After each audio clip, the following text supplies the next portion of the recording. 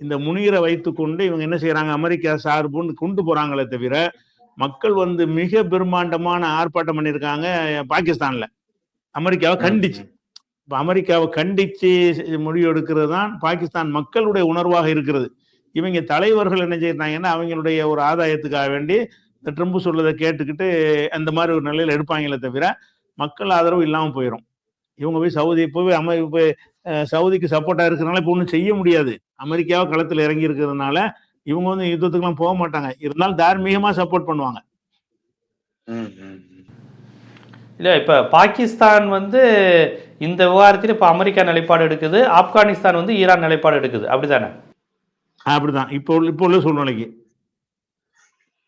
இந்த ஆப்கான் அரசை உருவாக்கியதே அமெரிக்கா அப்படிங்கிற விமர்சனம் வந்து இந்த ஆப்கான் உருவானப்ப வந்தது.